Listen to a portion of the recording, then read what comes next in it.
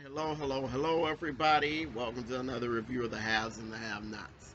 Now, I'm sorry for missing reviewing the season premiere, but when I didn't take my notes, and at the time I just wanted to watch the show because it was a couple of episodes, and I really wanted to just get into the show, and I intended to go back and look at the show again to take my notes, and I never got around to that, and before I could even do that, it was Tuesday again.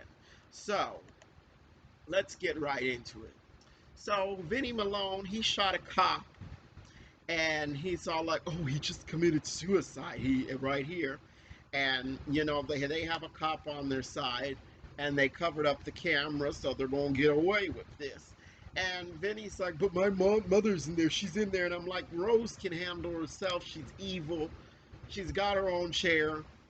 And Vinny's like, "Excuse me," and Vinny's acting like she's so helpless, like she's, on like she's a Life Alert subscriber or something who just cannot help herself, who's totally helpless. I'm like, "Vinny, please." And so Rose is in there with Catherine, and she's telling Catherine, "Well, my mother and your father did a lot of business together," which isn't really surprising since we've gotten the idea that Catherine's father was on the corrupt side. And Rose gets into talking about how she wants $1 million, to leave Wyatt alone. And Catherine's not going for that. She's like, I, Rose tells her, "You don't know who I am," and Catherine's like, "And you don't know who I am." And I don't think Rose is really taking Catherine as seriously as she should, because Catherine is not one to be played with. She shot the DA without any qualm, and that was over Wyatt. So if something were to happen to Wyatt, which is her last remaining child living, then Catherine would have nothing to lose. She could just walk up in that bar and take out all the Malones. Bye, bye, bye, Malone family, no more, and just not care. So, because Catherine's that type of character, she's like, "I don't really care." She's kind of like, I think she's even more. Think she's even more dangerous than Rose, because Rose is the type that doesn't want to get caught for her misdeed. She doesn't want to go down for it. Catherine does not care. So speaking of Wyatt, he's at the hospital and he was calling the nurse, "Nurse, nurse, nurse." He's saying he needs more meds. The nurse says, "Well, we gave you meds." And he's like, "But they're not working." So then he says, "I need to use the bathroom." And she says, "Well, there's a container over there for you to pee in." And then he asks her to get it for him. And as she gets it, he takes a pen out of her pocket. And when she's gone, he uses the pen to pick the lock on his cuff and escape. And I'm like, okay, so he's charged with attempted murder and was in jail for that. Or maybe had he been charged for it? Maybe it only been being, yeah, or I guess he was being held for it. I'm not sure. I don't know if the DA got a chance to formally charge him. But so he escapes, and I said, so the police was not watching him. Okay, interesting. So we get a scene with Justin, and he's over there in Madison's apartment, bothering him, and he keeps trying to get in Madison's apartment. Sorry, I got a text. Let me see what this is. Okay, sorry. And he's trying to get in, and Madison's like, "No, you're not getting in my apartment. I don't want to talk to you." And he's like, "Jeffrey," and no, Justin's all like, "Please, you're the only person I have to talk to." And I'm like, you destroyed the man's car, and you attacked him, and you're saying he's the only person you have to talk to. And Justin, he admits, like, I hate myself for being gay. And Madison tells him, "You need to get some help." And Justin really does need to get some help. He needs to seek out the services of a therapist with a specialty in LGBTQ issues. That's what he needs. But he's trying to like get Madison to talk to him, and then Madison gets a text or whatever. And Justin's always like, "That's is that Jeffrey? It's okay if it is, because I'm not gonna get upset." Madison's like, "I don't care if you get upset." So Madison was not falling for Justin's whole act, and so Madison tells Jeffrey that Justin was there. And Jeffrey does not trust Justin, and it probably was a good thing that Madison called Jeffrey and told him that. So Wyatt, back to his story, he runs home and he's running up the path in this hospital gown, and it looked hilarious. And he doesn't have the alarm code, and he kicked in the door, and then he didn't have the alarm code to get in, and he's talking to the alarm company. He's giving all these wrong answers for the passphrase, and the person from the alarm company is like, "Oh, I'm sorry, sir. The police. I'm gonna send the police." And so he decides just to run upstairs, change his clothes, and then steal some stuff, and then he gets a car and he's out of there.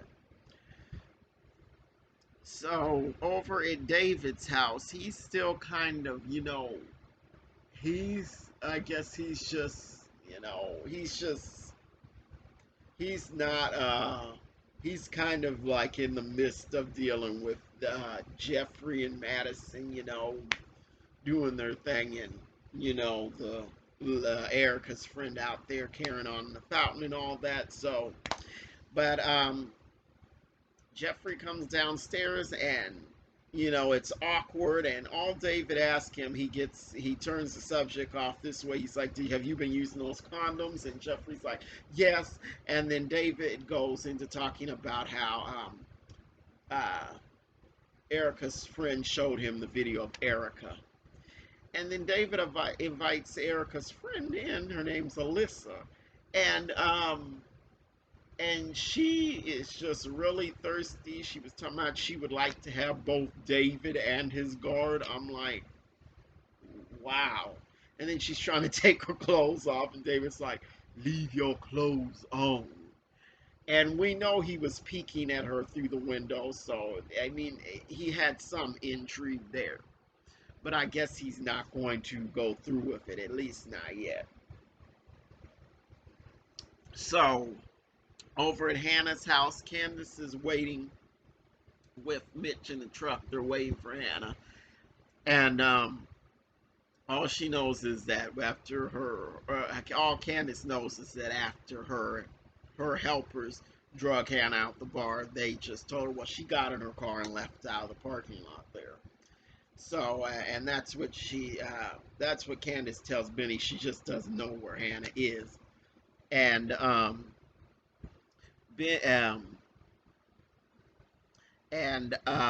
so Benny, he's gonna go looking for Derek, and Candace fills Mitch in on what is going on with that, and Mitch is gonna throw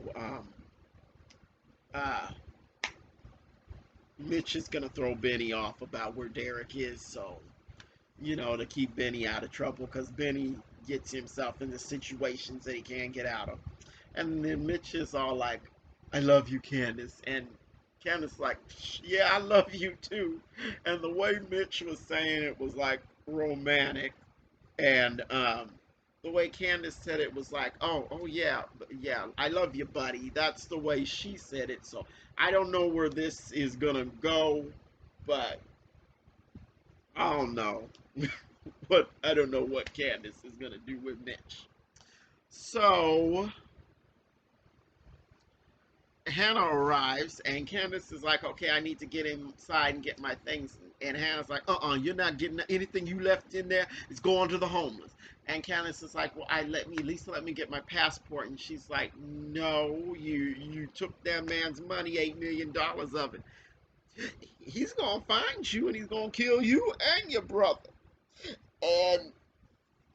And Candace is just pleading with Hannah to let her get her things, and Hannah's not going for it. And then Hannah gets the call from think it was from the police about the break-in, and so she leaves out of there to go check on Catherine's house. And as she was leaving, Candace kept calling her Hannah. I need to call her Hannah, and she was clearly trying to push Hannah's buttons.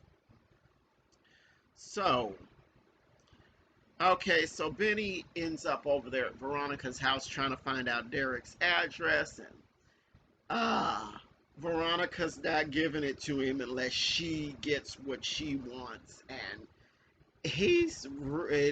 and Benny's just like, just give me the address. And then she starts talking about Hannah, and he's looking at her like, don't do that. And she's like, what are you gonna do, hit me too? And so then David arrives with Alyssa, and he's thinking that Veronica sent her over there, and she's like, I didn't send her over there. So after David finds that out, he just leaves Alyssa there, and I guess yeah, clearly she left her phone and her purse in David's car, and he just left her there, and so she's pleading with Benny to give her a ride and all of that, and so he agrees to do that when she tells him, well, I know somebody who can find out who you're looking for. She knows everybody. Um, and she also told, yeah, she told him that she was one of Candace's girls. So at the hospital, the police tells Jim that there was a break-in at the house, and so Jim just immediately, he's just gonna say it was RK. Oh, he's short and he's black and all that, and I'm like, of course, Jim had to go there. And RK is long gone. I don't know where he's at, but it seems like he's long gone. And then the police says, well, actually, it was a white male. And then Jim looks at the security cameras and he sees who it was. And then he's like, okay, I don't want any action taken on this. And so Alyssa takes Benny to this bar, this club, or whatever, and to talk to her friend who knows everybody. First, her friend is like, "What is in it for me? Not all ex-convicts know each other. Blah blah blah, all of that." And finally, she gives them the information. She's like, "Oh, last I heard, he lived over on this street." And then Benny tells Alyssa, he just says, "You're a pretty girl. And you should think about stop being so thirsty all the time. You should think about not being so thirsty all the time." And I'm like, that would be a good idea because Alyssa was doing the most and she's just doing way too much. So Hannah arrives at Catherine's house, and the police, they go through all the procedure they should go through. They ask Hannah for ID, all of that, and so they say they have a suspect. And so Hannah goes in the house, and the suspect is Derek. So, which of course he is of course the last person Hannah wants to see. So I don't know how that's gonna go. We'll see if Derek ends up taking the fall for what Wyatt did or whatever. I don't know. We'll see how that goes. And in the previews, what we saw is that one thing that was like didn't make any sense to me is David was in bed with Veronica. I'm like, why?